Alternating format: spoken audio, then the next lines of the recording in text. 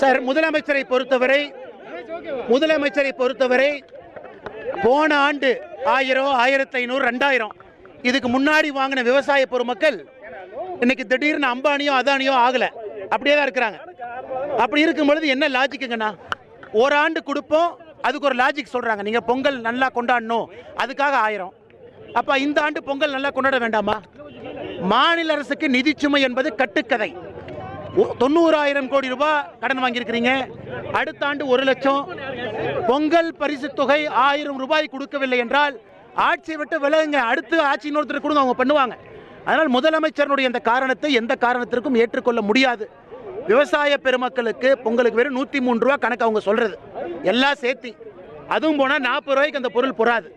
அதற்கு மாநில அரசு கிட்ட எதற்காக அவங்க கியூல வந்து வெயில் நின்று நீங்க கொடுக்குற பொருள் எதற்கு வாங்கணும்? சூம்பி போன கரும்பை வாங்குறதுக்கு மக்கள் வந்து நிற்கிறாங்களா? அதனால் முதலமைச்சருக்கு வலியுறுத்துகின்றோம், உடனடியாக பொங்கல் பரிசு தொகையை அறிவித்து நீங்க கொடுங்க, அக்கௌண்ட்டுக்கு டிரான்ஸ்ஃபர் பண்ணுங்க. 2 நாள் வேலை இது மனசு வச்சீங்கன்னா முதலமைச்சர் செய்ய வேண்டும் என்று வலியுறுத்துகின்றோம்.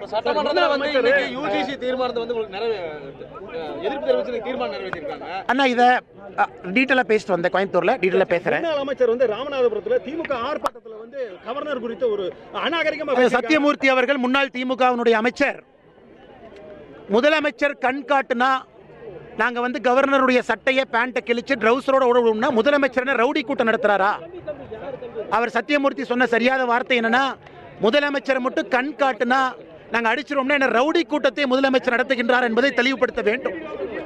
அவங்களுக்கு ஆளுநருடைய பவர் தெரியல. சாந்தமான முறையில் ஒரு பணியை செய்து கொண்டிருக்கின்றார், அறவழியிலே போய் கொண்டிருக்கின்றார். எதற்காக இவர்கள் ஆளுநரை சீண்ட வேண்டும்?